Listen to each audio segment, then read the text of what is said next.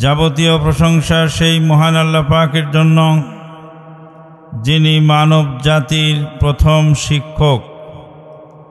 মানব জাতির প্রথম শিক্ষক হলেন স্বয়ং আল্লাহ পাক। মহান আল্লাহ পাক বলেন, আউযু বিল্লাহি মিনাশ শাইতানির রাজিম। وعلم آدم الأسماء كلها ثم عرضهم على الملائكة فقال أنبئوني بأسماء هؤلاء إن كنتم صادقين قالوا سبحانك لا علم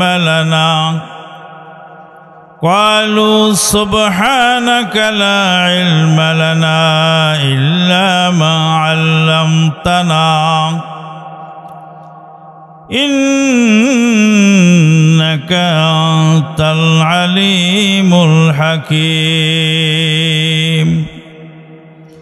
আল্লাহ পাক বলছেন, وعلم آدم الأسماء كلها। আদম আলাইহিস সালামকে আল্লাহ পাক সব বস্তুর নাম শিখিয়ে দিলেন। কে শিখালেন? আল্লাহ। কাকে শিখালেন? আদম আলাইহিস সালামকে। কি শিখালেন? সব বস্তুর নাম আল্লাহ পাক শিখিয়ে দিলেন। কুল্না বিতু মিনহা জামিআ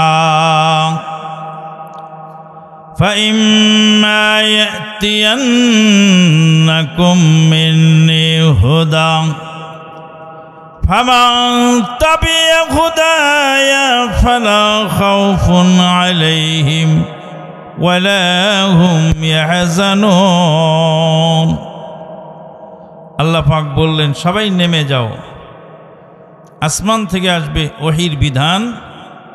ওহির বিধান যারা মেনে নিবে তাদের কোনো ভয়ও নাই, চিন্তাও নাই। কোন দিকে যাই পড়ে আছি গোলক ধাঁধাতে, ওহির দাওয়াত নিয়ে আজি তোমরা আবার কে? ইসলামী দল হালি হালি, ইসলামী দল হালি হালি ফেরকা করেছে।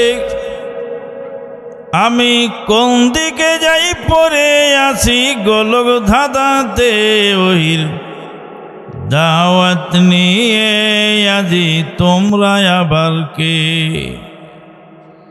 আজকে মুসলিম উম্মাহ বড় বিভ্রান্তির মধ্যে আছে।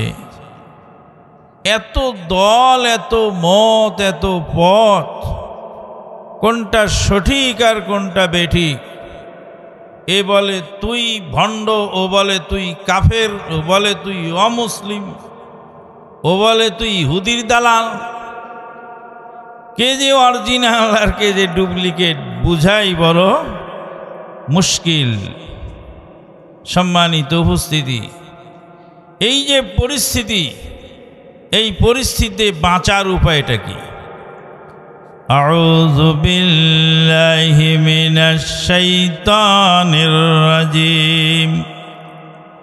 ইত্তাবিউ মা উনজিলা ইলাইকুম মির রাব্বিকুম ওয়া লা তাত্তাবিউ মিন দুনিহি আউলিয়া ক্বালিলাম মা তাযাক্কারুন। আল্লাহ পাক বলছেন, আল্লাহর আসমান থেকে যা নাজিল হয় তা মেনে নাও। ওয়ালা তাত্তাবিউ মিন দুনিহি আউলিয়া। ওহির বিধান ব্যতিরেকে অন্য কোনো আউলিয়া গ্রহণ করো না। ولا تتبعوا من دونه أولياء قليلا ما تذكرون। নসিহত গ্রহণকারী লোক সংখ্যা খুবই কম। আপনারা কি কিছুক্ষণ থাকবেন না চলে যাবেন? কয় মিনিট থাকবেন বলেন? আলহামদুলিল্লাহ। আজকের এই মাহফিলে আসতে পেরে আপনারা খুশি না বেজার? ওয়াজ শুনবেন তো কিছুক্ষণ? কারা কারা ওয়াজ শুনবেন দুই হাত তোলেন, দুই হাত তুলে রাখেন, দুই হাত তুলে রাখেন। আল্লাহ, তোমার বান্দারা ওয়াজ শোনার প্রতিশ্রুতি দিয়েছে, তুমি দেখে নাও, কবুল করে নাও। বাম হাত নিচে নামান, ডান হাত পকেটে ঢুকান। কোথায় ঢুকাবে? পকেটে। কার পকেটে? আরে যার যার পকেটে সেই ঢুকান। ঢুকায় যা পয়সা করি কিছু হাতে আসে, এগুলি বৈঠকি দানের ছেলেরা যাবে গামছা নিয়ে, রুমাল নিয়ে, তাদের গামছার মধ্যে, রুমালের মধ্যে, ব্যাগের মধ্যে দিয়ে দিবেন। বেশি দেরি করব না ইনশাআল্লাহ। আর আমার আলোচনা প্রশ্ন থাকে, তাহলে সভাপতি বরাবর লিখিত প্রশ্ন জমা করবেন। আপনাদের প্রশ্নের উত্তর না দিয়ে আমি স্টেজ থেকে নামবো না ইনশাআল্লাহ। একটি প্রশ্ন বাকি থাকতে স্টেজ ত্যাগ করব না ইনশাআল্লাহ। বলছিলাম যে মানুষ কোন দিকে যাবে? মানুষ বড় গোলকধাঁধা। রাস্তায় আসতে এক জায়গায় দেখলাম 4টা রাস্তা। কয়টা? ওই জায়গাটার নাম কি? যে জায়গায় 4 রাস্তা গোল চক্কর, ওই জায়গার নাম কি? হ্যাঁ, পত্নীতলা, নজিপুর। নজিপুরে কয়টা রাস্তা? 4টা রাস্তা। একটা গেছে নওগাঁর দিকে, আর একটা গেছে মহাদেবপুরের দিকে, আর একটা গেছে মাতাজি, আর একটা সাপাহার, আর একটা ধামুরহাট। কয় রাস্তা? 4 রাস্তা। একজন সাপাহারের যাত্রী 4 রাস্তার 4 মাথায় দাঁড়ায় আছে, সব কটাই সাপাহারের যাত্রী। একজন লোক জিজ্ঞেস করলো, বাবারা তোমরা এখানে দাঁড়িয়ে কি করো? বলে আমি সাপাহার যাব। 4 দল লোকই সাপাহার যাবা তো? বলে হ্যাঁ। তো 4 দল 4 রাস্তার মাথায় কেন? কয় সাপাহার 4 দিকেই আছে, যেদিক দিয়ে যাওয়া যায় সেদিকেই সাপাহার। কথা কি ঠিক না ভুল? ভুল। কারণ সাপাহারের রাস্তা 4টা নয়, 4 রাস্তা 4 দিকে চলে গেছে। তা আমরা এখন সবাই জান্নাতে যেতে চাই, তাই না? জান্নাতে যাওয়ার জন্য রাস্তা আমরা বহু রকমের আবিষ্কার করে যার যার মতো সেই চলছি, আর বলছি আমরা সবাই জান্নাত পাবো। আউযু বিল্লাহি মিনাশ শাইতানির রাজিম। ইয়া আইয়ুহাল্লাযীনা আমানু আতিউল্লাহ ওয়া আতিউর রাসূল ওয়া উলিল আমরি মিনকুম ফাইন তানাযা'তুম ফি শাইইন ফারুদ্দুহু ইলাল্লাহি ওয়ার রাসূল। আল্লাহ বলেন, বান্দা আল্লাহর আনুগত্য করো, রাসূলের আনুগত্য করো, আর তোমাদের নেতৃস্থানীয় ব্যক্তিদের আনুগত্য করো। যদি কোনো বিষয়ে দ্বন্দ্ব দেখা যায়, কোরআন এবং হাদিসের দিকে ফিরে যাও। কোরআন এবং হাদিস আল্লাহ পাক আসমান থেকে মানুষ বানিয়ে এই মানুষকে জমিনে পাঠিয়েছেন। আমাদের বাবা আদম আলাইহিস সালাম কোথায় ছিলেন? জান্নাতে। আমাদের বাবার নাম আদম আলাইহিস সালাম, তার বাড়ি কোথায় ছিল? জান্নাতে। কুলনা ইয়া আদামু উসকুন আনতা ওয়া যাওজুকাল জান্নাহ।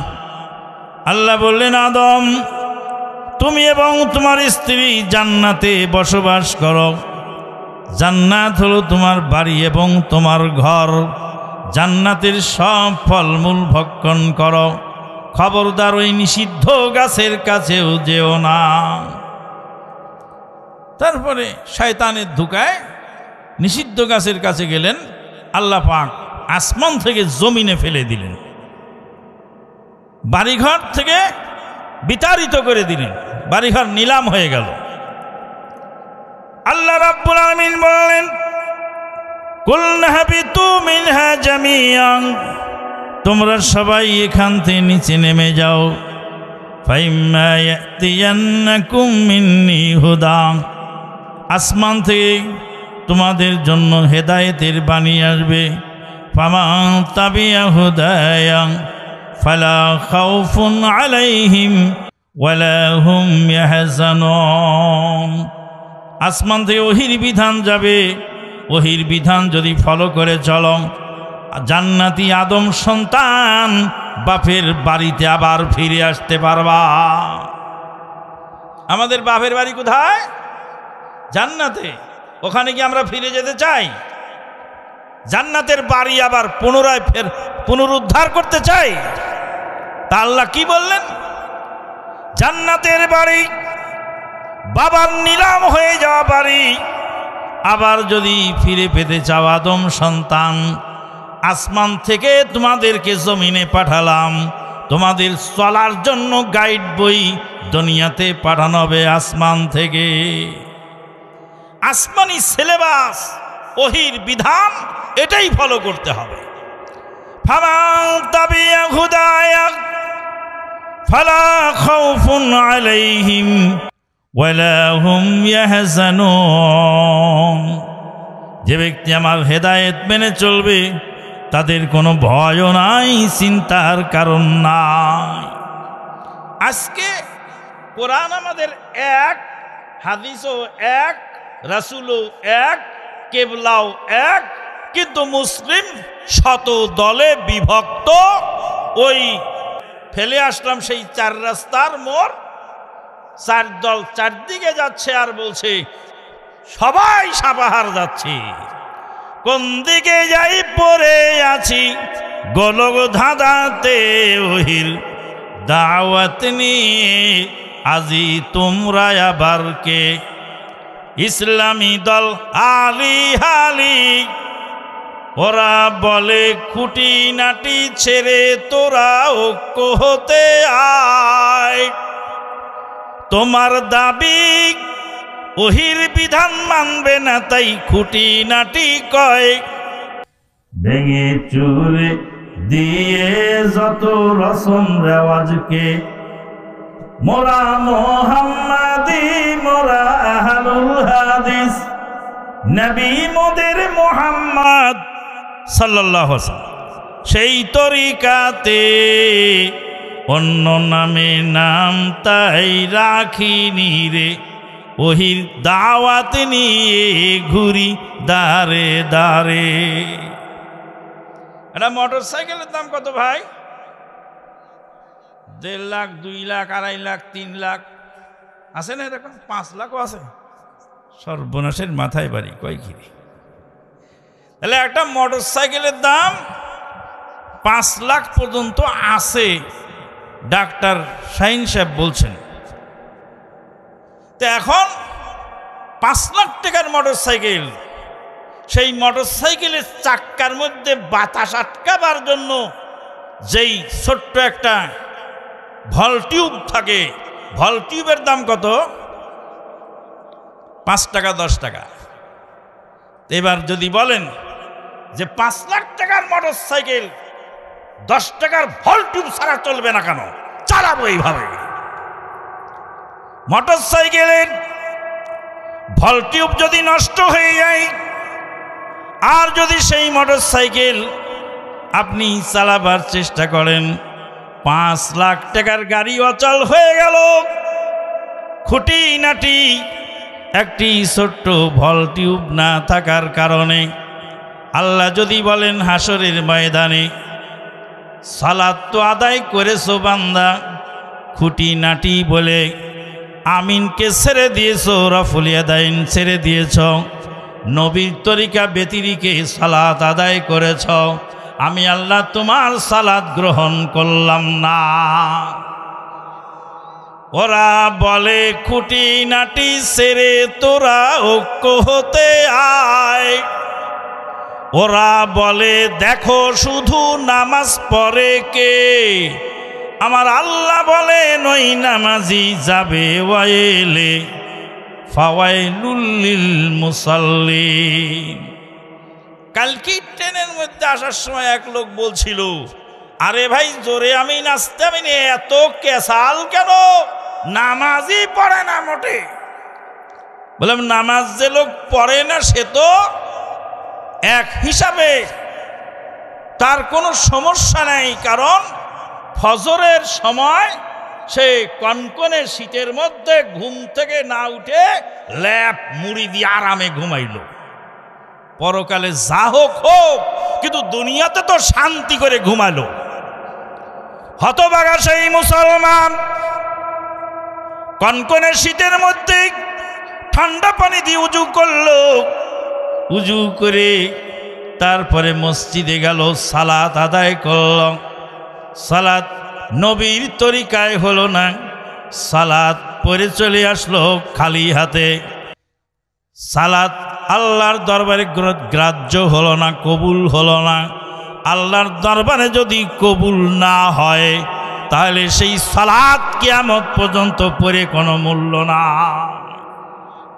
সহিহ বুখারীর হাদিস, নবী সাল্লাল্লাহু আলাইহি ওয়াসাল্লাম মসজিদের মধ্যে বসেছিলেন, একজন সাহাবী সালাত আদায় করলেন, ধুপুস ধাপুস ধুপুর ধাপুর, খালি রুকু করে আর ওঠে, সিজদায় যায় আর ওঠে। আল্লাহর নবী বললেন, এর যে সাহাবী তুমি ফিরে চলে যাও, ফাসাল্লি, সালাত আদায় করো, ফাইন্নাকা লাম তুসাল্লি, সালাত তো তুমি পড়ো নাই, সালাত পুনরায় আদায় করো। নবী সাল্লাল্লাহু আলাইহি সাল্লাম বললেন না যে সালাত হয়নি, নবী সাল্লাম কি বললেন, সালাত তুমি পড়ো নি। ভাষাটা শোনেন ভালো করে, একটু ব্যাখ্যা দেই আর একটু সহজ হবে। মদিনা ইউনিভার্সিটিতে আমরা যখন পড়তেছিলাম তো আমাদের কোরআন পড়াতেন ওই বছরে ডক্টর আহমদ আবদুল্লাহ সুদাইস, মক্কার যেই আব্দুর রহমান সুদাইস সাহেবের চাচাতো ভাই ডক্টর আহমদ আবদুল্লাহ সুদাইস কোরআন পড়াচ্ছেন। তা আফ্রিকার এক ছাত্র কোরআন আপনার কি বলে পড়ে শোনালেন, মানে সবক শোনালেন, সবকটা হয়নি। তো শিক্ষক বলছে মা হাফিজতা, তুমি মুখস্থ করনি। তখন ছাত্র বলছে আনা হাফিজ তু, আমি মুখস্থ করেছি। বলে আন্তা মা হাফিজতা, তুমি মুখস্থ করনি। বলে আমি মুখস্থ করেছি। একবার দুইবার তিনবার বলার পরে ছাত্র রেগে যায়, বলে আনা হাফিজ তু তুল্লাহ অন্তত করলাম মা হাফিজ, সারা রাত ধরে মুখস্থ করলাম আর আপনি বলেন আমি মুখস্থ করিনি। তুমি যা মুখস্থ করেছো তাকে হেফজ বলা যায় না, এটাকে মুখস্থ বলা যায় না।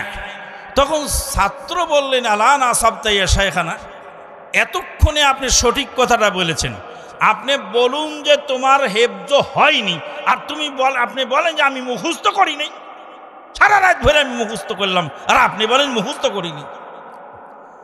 তো কাউকে যদি বলা হয় যে তুমি মুখস্থ করনি, তো রাগ হবে না? সে তো সারা রাত ধরে চেষ্টা করেছে কিন্তু হয়নি।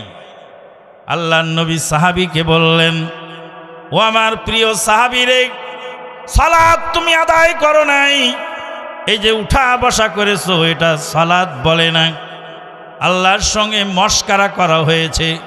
পুনরায় সালাত দোহরায় পড়ো সাহাবী। তিনবার বলার পরে সাহাবী বললেন, ইয়া রাসূলুল্লাহ সাল্লাল্লাহু আলাইহি ওয়াসাল্লাম, এর সেই ভালো সালাত আমি পড়তে জানি না। আল্লাহর নবী হাতে কলমে সুন্দর করে ধীর স্থিরভাবে সালাত শিক্ষা দিলে। তো সালাত পড়লেই যদি সালাত হয়ে যেত, আর সালাতের সুন্নতি আমলগুলোকে যদি খুঁটিনাটি বলে ছেড়ে দিলে হতো, তাহলে 5 লাখ টাকার মোটর সাইকেল 5 টাকার ভলটিউব বিনে অচল হতো না। সম্মানিত উপস্থিতি, আজকে এই যে আমরা সবাই নাজাতের পথ খুঁজে বেড়াচ্ছি, কেউ যায় খাজা বাবার দরবারে ড্যাগে সিন্নি মানত করছে, সেও আবার নাজাতের পথ খুঁজে চায়। আল্লাহর ওলি শাহজালাল, আল্লাহর ওলি শাহজালাল, ধ্যান করিলে পাই বাবা, মরে নাই রে, বলে না? এই যে বলতেছে কেন? আর একজন বলছে দেল কাবায় নামাজ পড়ো, নামাজ লোক দেখানো চলবে না, দেল কাবায় পড়ো। এইভাবে বহু রকমের মতবাদ ইসলামের নামে সমাজে চালু আছে। কোনটা সঠিক কোনটা বেঠিক এটার মাপকাঠি হলো কোরআন এবং সহিহ সুন্নাহ। আল্লাহর নবী বলেন, আল্লাহ পাক বলেন, ইত্তাবিউ মা উনজিলা ইলাইকুম মির রাব্বিকুম ওয়া লা তাত্তাবিউ মিন দুনিহি আউলিয়া। আসমান থেকে ওহীর বিধান নাজিল হয়েছে, এটা গ্রহণ করো, ওলিয়া উলিয়াদের অনুসরণ করো না। কারণ ওলিয়া উলিয়া ভ্যারাইটিস, তাদের তরিকাও ভ্যারাইটিস, রকমারি ধর্ম তারা মানুষের সামনে পেশ করছে। আল্লাহর নবী বলেন, তারাকতু ফীকুম আমরাইনি লা তাদিল্লু মা তামাসসাকতুম বিহিমা, তোমাদের জন্য দুইটা জিনিস রেখে গেলাম, যতদিন পর্যন্ত দুইটা জিনিস আঁকড়ে ধরবে কশ্চিন কালেও তোমরা বিভ্রান্ত হবে না। জিসকে সামনে রায়ো কিয়াস বেহাকিকত, কিতাব সুন্নাত, কিতাব সুন্নাত, কিতাব সুন্নাত, কিতাব সুন্নাত, জিসকে সামনে উসুল কিয়াস বেহাকিকত, কিতাব সুন্নাত, কিতাব সুন্নাত। কোরআন এবং সহিহ সুন্নাহ এই দুইটা জিনিস আঁকড়ে ধরার কথা নবী সাল্লাল্লাহু আলাইহি ওয়াসাল্লাম বললেন। এখন কোরআন এবং সহিহ সুন্নাহ আঁকড়ে ধরতে গেলেই সমস্যা সৃষ্টি হয়। প্রথম সমস্যা সৃষ্টি হয় তার পরিবারের পক্ষ থেকে, সমাজের পক্ষ থেকে, রাষ্ট্রের পক্ষ থেকে, ধর্ম যাজকদের পক্ষ থেকে। ওয়াইদা কিলা লাহুম ইত্তাবিউ মা আনজালাল্লাহ ক্বালু বাল নাত্তাবিউ মা আলফাইনা আলাইহি আবানা আওয়ালাউ কানা আবাউহুম লা ইয়াকিলুনা শাইয়্যান ওয়া লা ইয়াহতাদুন। যখন তাদেরকে বলা হয় কোরআন সুন্নাহ মেনে নাও, আল্লাহর ওহীর বিধান মেনে নাও, তারা বলে বাপদাদার ধর্ম আমরা মানব। বাপদাদা কি ভুল করে গেছে?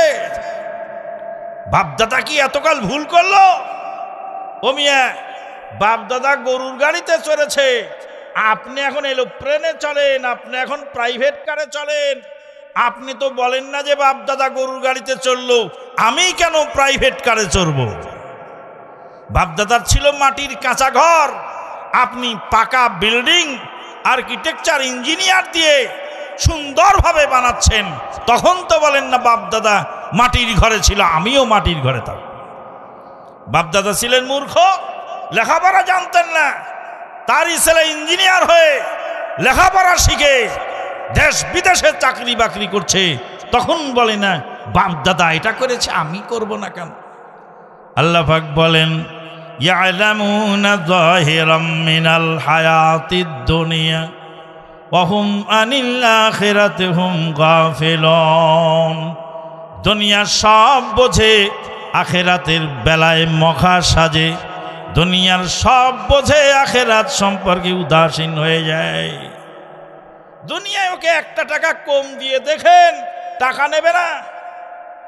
বলে এত বড় আলেম সাহেব, এত বড় পীর সাহেব, এত বড় বুজুর্গ, তারা কি ভুল বলেন? তারা তো ভুল বলবে না, তারা যা বলেন সব ঠিক বলেন। কিন্তু পীর সাহেব যদি টাকা একটা দেয়, 1000 টাকার নোট, 1000 টাকার নোটটা হাতে ডলা দেয়, তারপরে সূর্যের আলোর দিকে ধরে, ধরার পরে যখন দেখে নিজে আর বুঝতে পারে না, তারপরে দেখো তো মামু টাকাটা ঠিক আছে নাকি? পীর সাহেবের টাকা চোখ বন্ধ করে নিয়ে নাও, আলেম সাহেবের টাকা চোখ বন্ধ করে নিয়ে নাও।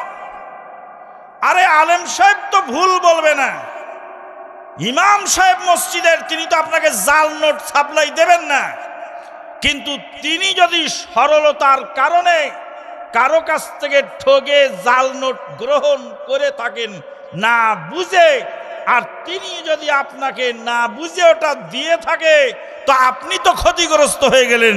তখন পীর সাহেবের টাকাটা 14 বার গুনিয়ে তারপরে দেখেন। আর যখন জমি বিক্রি করবে, জমি বিক্রি করবে এলাকার পীর সাহেব, এই জমিটা বিক্রি করবে।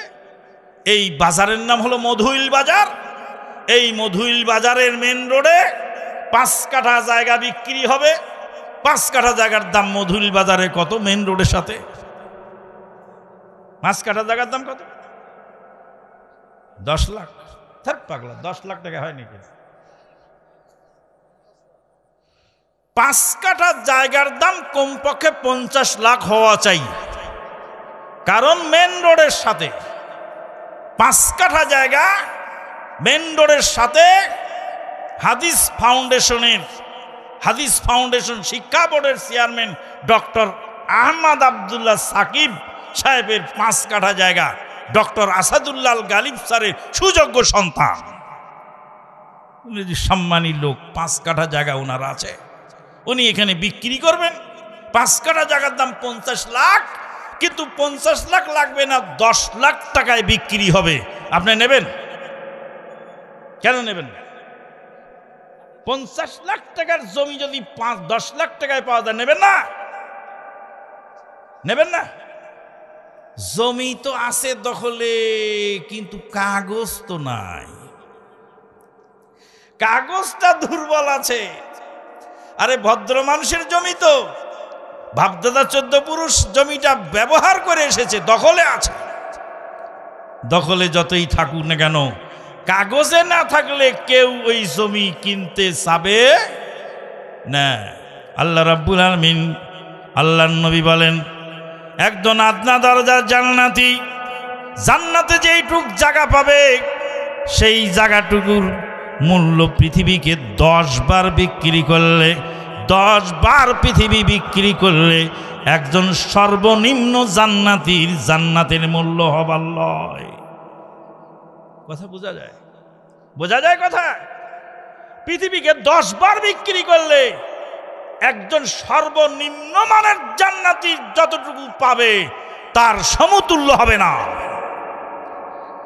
ভাইয়ের আমার, এই পৃথিবীতে কত প্লট আছে, কত ফ্ল্যাট আছে, কত ময়দান আছে, কত ফসলি জমি আছে, কত আপনার মৎস্য খামার আছে, কত বন বাদার আছে। এই পৃথিবীতে কত খনিজ সম্পদ আছে।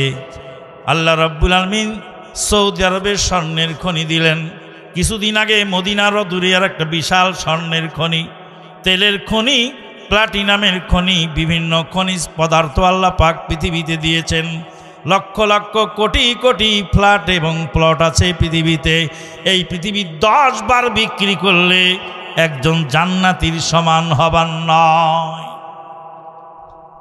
এত বড় বিশাল জান্নাত, দুনিয়ার 100 লাখ জায়গা কেনার সময় দলিল না থাকলে সেটা কেনা হয় না।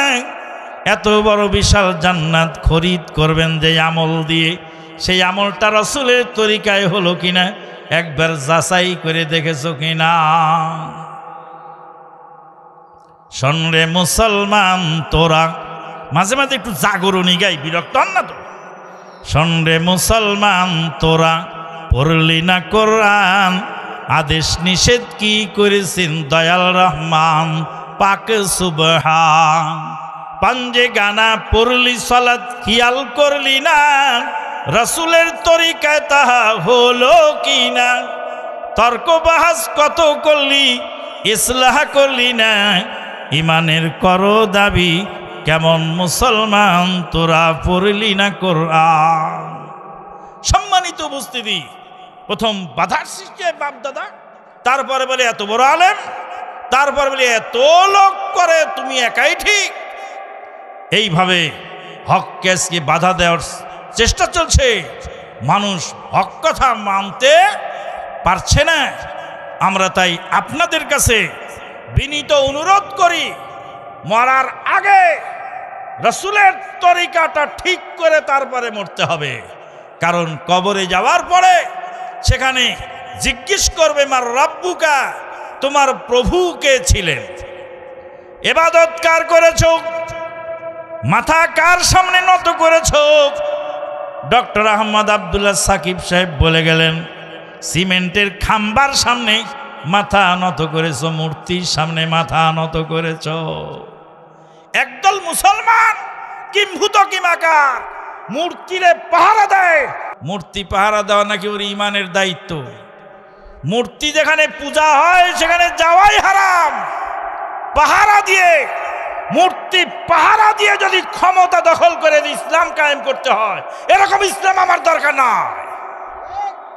মূর্তি পাহারা দেওয়ার জন্য আল্লাহ পাক পৃথিবীতে মুসলমানকে পাঠায়, মূর্তি ভাঙার জন্য এসেছে মুসলমান, মূর্তি পাহারা দেওয়ার জন্য আসে না। কিরকম ধর্ম আমাদেরকে শিখাচ্ছে আস্তে আস্তে এবার বোঝেন। মূর্তি পাহারা দিয়ে ইসলাম কায়েম করবে। শুনে রাখো হে ক্ষমতা লুভীরা, এই মালউনেরা, এরা কোশ্চিন কালেও তোমাদেরকে বরদাস্ত করবে না। ভালো করে শুনে রাখো। ওদেরকে মূর্তি পাহারা দিয়ে কেন, ওদেরকে স্বর্ণ দিয়ে জড়িয়ে আদর করেও যদি ওদেরকে রাখো, আল্লাহ পাক বলছেন কাদ বাদাতিল বাগযাউ মিন আফওয়াহিম, তাদের মুখ দিয়ে বিষাক্ত বিষ বের হয়।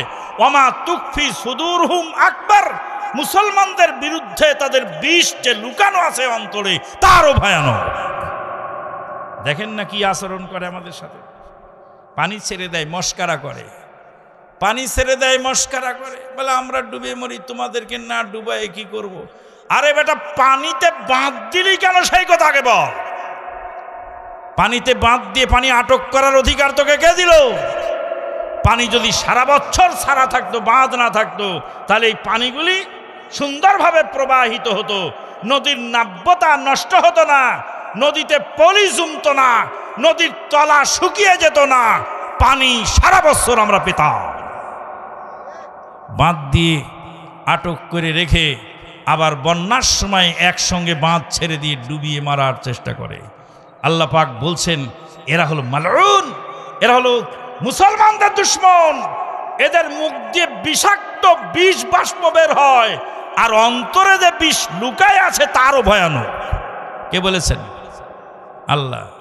আল্লাহ বলছেন এদেরকে তুষামত করে কোনো কাজ হবে না, তোমাদের বিরুদ্ধে তারা থাকবেই থাকবে।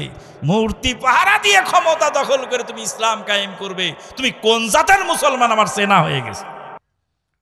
বন্ধুগণ, আজকে দেখুন মুসলমানদের মসজিদ ভাঙতেছে আর এদিকে মূর্তি পাহারা দিচ্ছে। হ্যাঁ, কোন জাতের মুসলমান? সম্মানিত উপস্থিতি, বলছিলাম মার রাব্বুকা, কবরে জিজ্ঞেস করবে তোমার প্রভুকে, জবাব কি হবে? রব্বি আল্লাহ, আমার প্রভু হলেন আল্লাহ। ইন্নাল্লাযীনা ক্বালু রাব্বুনাল্লাহ সুম্মা ইসতাকামু তাতানাজ্জালু আলাইহিমুল মালাইকাতু আল্লা তাখাফু ওয়া লা তাহজানু ওয়াবশিরু বিল জান্নাতিল্লাতী কুনতুম তুআদুন। যারা বলেছেন আল্লাহ আমার রব, রব কাকে বলা হয়? যিনি দেন সব তিনি হলেন রব। রব কাকে বলে? যিনি দেন সব তিনি হলেন রব। যিনি দেন সব তিনি হলেন রব। বাতাস দেন কে? বৃষ্টি দেন কে? সুখ শান্তি দেন কে? ছেলে সন্তান দেন কে? জীবন দিয়েছেন কে? মরণ দেবেন কে? বিপদ দিয়ে থাকেন কে? বিপদ উদ্ধার করেন কে? আল্লাহ রাব্বুল আলামিনের অনুদান ছাড়া এক সেকেন্ড মানুষ চলতে পারে না। দুই গিলাস প্রস্রাবের, 2 গিলাস পানির বিবরণ আপনাদেরকে দিয়ে যাই। 1 গ্লাস পানি মানুষ পান করে, আর 1 গ্লাস পানি মানুষ প্রস্রাবের সময় বের করে দেয়। 1 গ্লাস পানি পান করতে কয় ঘন্টা সময় লাগে? একটু কথা বলেন আমার সঙ্গে। 1 গ্লাস পানি পান করতে কয় ঘন্টা সময় লাগে? 30 সেকেন্ড বা 1 মিনিট বা 2 মিনিট সময়ে 1 গ্লাস পানি পান করে শরীরের ভিতরে ঢুকায়। আর 1 গ্লাস পানি প্রস্রাব করে বের করতে কয় ঘন্টা লাগে? 2-3 মিনিট, 5 মিনিট লাগলো। 1 গ্লাস পানি শরীরে ঢুকানোর জন্য আল্লাহর দেওয়া পদ্ধতিতে শরীরে 1 গ্লাস পানি ঢুকানোর জন্য কয়েক মিনিট সময় হলেই 1 গ্লাস পানি শরীরের ভিতরে পান করে ঢুকানো সম্ভব হয়। কিন্তু মুখ দিয়ে যদি পানি পান করতে রোগী সক্ষম না হয়, ডাক্তার এসে স্যালাইন পুশ করে। 1 গ্লাস পানি স্যালাইনের মাধ্যমে একজন আদম সন্তানের গায়ে পুশ করার জন্য 2 থেকে 3 ঘন্টা সময় লেগে যায়। মুখ দিয়ে পানি আল্লাহর দেওয়া স্বাভাবিক নিয়মে দিলে কয়েক মিনিটে হয়ে যায়। আর আল্লাহর দেওয়া নিয়ম যদি ফেল করে, সে অসুস্থ হয়, তাহলে স্যালাইনের মাধ্যমে 1 গ্লাস পানি তার শরীরে ঢুকাতে 2 থেকে 3 ঘন্টা সময় লাগে। 1 গ্লাস পানি প্রস্রাবের সঙ্গে বের করতে বেশি সময় লাগে না। কিন্তু যদি কিডনি নষ্ট হয়ে যায়, ডায়ালাইসিস করে যদি এক গ্লাস পানি যদি তার শরীর থেকে অপদার্থ পানি যদি বের করে ফেলতে হয়, কয়েক ঘন্টা সময় লাগে আর কয়েক হাজার টাকার প্রয়োজন হয়। আল্লাহ পাক বলেন, ওয়াইন তাউদ্দু নি'মাতাল্লাহি লা তুহসুহা ইন্নাল ইনসানা লাযালুমুন কাফফার। সম্মানিত উপস্থিতি, আল্লাহ পাক জিজ্ঞেস করবেন কবরে, ফেরেশতা জিজ্ঞেস করবেন, মার রাব্বুকা, তোমার প্রভুকে, ওয়ামা দীনুকা, তোমার দিন কি ছিল, কোন ধর্মের উপর তুমি দুনিয়ায় ছিলে, ওয়ামা তারিকাতুকা, তুমি কোন তরিকার লোক ছিলে, ওয়ামা মাযহাবুকা, তোমার মাযহাব কি ছিল, ওয়ামা তারিকাতুকা, তোমার তরিকা কি ছিল, ওয়ামা মাযহাবুকা, তোমার মাযহাব কি ছিল, তোমার তরিকা কি ছিল, কোনটাই জিজ্ঞেস করা হবে না তোমার দিন কি ছিল। ওয়ামান নাবিউকা, তোমার নবী কে ছিলেন, ওয়ামান ইমামুকা, তোমার ইমাম কে ছিল, ওয়ামান শাইখুকা, তোমার মুরব্বী বস কে ছিল, ওয়ামান মুর্শিদুকা, তোমার মুর্শিদ কে ছিলেন। মুর্শিদের পরিচয় নেওয়া হবে না, পীরের পরিচয় নেওয়া হবে না, মাযহাবের পরিচয় নেওয়া হবে না, তরিকার পরিচয় নেওয়া হবে না। কবরে যাবার পরে জিজ্ঞেস করবে, কোন নবীর উম্মত তুমি ছিলে গো, আর কোন ধর্মের অনুসারী তুমি ছিলে। সেখানে যদি বলেন বিসমিল্লাহি ওয়া আলা মিল্লাতি রাসূলিল্লাহ, জীবদ্দশায় বেঁচে থাকতে, রুহুটার শরীরে থাকতে নবীকে চেনো নাই, নবীর তরিকা মানো নাই, ভণ্ড পীর ল্যাংটা ফকির খাজা বাবা, জট বাবা, ভণ্ড বাবার তরিকা মেনে চলেছ, মরার পরে আলা তরিকাতে মিল্লাতে রাসূলিল্লাহ, মরা লাশ আল্লাহর নবী গোসবেন না, মরা লাশ নবীকে দিয়ে লাভ হবে না। ও আল্লাহর বান্দারে, রুহুর থাকতে দেহের মধ্যে নবীকে চেনো, নবীর তরিকা মেনে চলো। নবীর তরিকা যদি দুনিয়ায় মানা সম্ভব হয়, তাহলে পরকালে জবাব দেওয়া সহজ হবে, নতুবা পরকালে জবাব হা হা লা আদরি ছাড়া কিছু থাকবে না।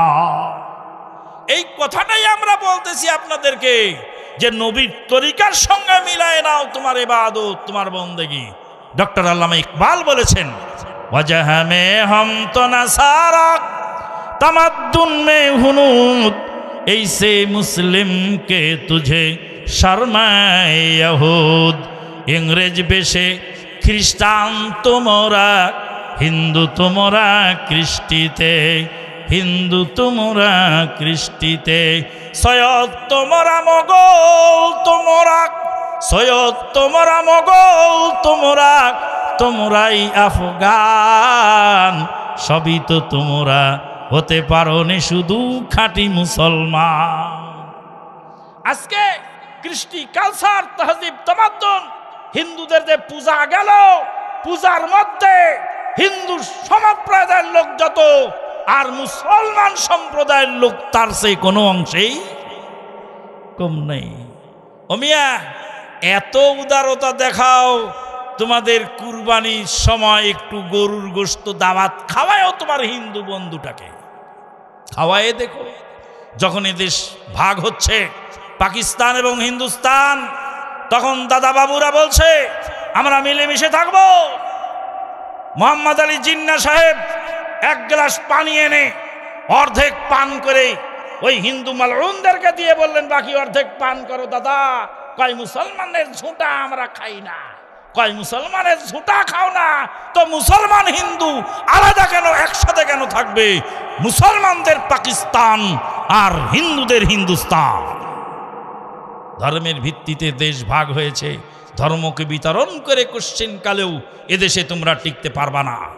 সম্মানিত উপস্থিতি, কথা অনেক বলার ছিল, তাহলে মরার আগেই নবীর তরিকা ধরতে হবে।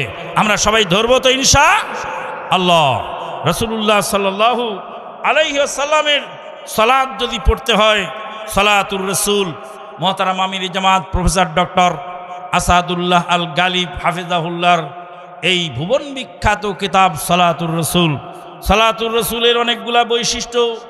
এক নাম্বার বৈশিষ্ট্য হলো যে এটার ইংলিশ ভার্সন প্রিন্ট হয়ে অলরেডি বাজারে বিতরণ হচ্ছে।